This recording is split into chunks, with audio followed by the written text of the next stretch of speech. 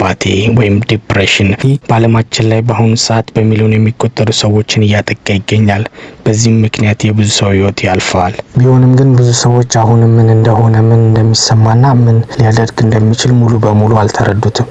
ብዙ ሰው ድባቴ ኦር ዲፕሬሽን ድብርት በሚለው ነው የሚስማማው፣ ግን አይደለም። ድብርት ማንኛውም ሰው ላይ የሚከሰት ሲሆን በቀን ውስጥ በተለያየ ምክንያት ሊደብረን ይችላል። ድባቴ ከአእምሮ ህመሞች መሀል አንዱ ሲሆን ይህም በተለያዩ ስሜቶች ይገለጻል። እነዚህ ስሜቶች በተገቢ መልኩ ካልታከሙ በዕለት ተዕለት ህይወት ላይ፣ በስራ ግንኙነቶች ላይ፣ አካላዊ ጤንነት ላይም እንኳን ሳይቀር ችግሮች ይፈጥራሉ። የድባቴ ዋና ዋና ምልክቶች የሚባሉ 3 ሲሆኑ አንደኛ ቀን በቀን የሚባል ደረጃ ቀኑን አብዛኛውን ክፍል የድብር ስሜት መኖር። ሁለተኛ ድሮ ለሚያስደስቱት ወይም የሚያዝናኑበት ነገር ፍላጎት ማጣት።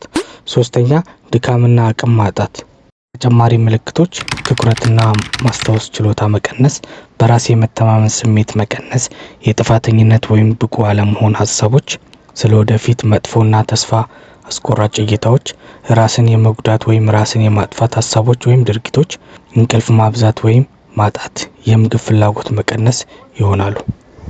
አንድ ሰው ድባቴ ውስጥ ነው ለማለት ሁሉንም ምልክቶች ማሟላት አይጠበቅበትም።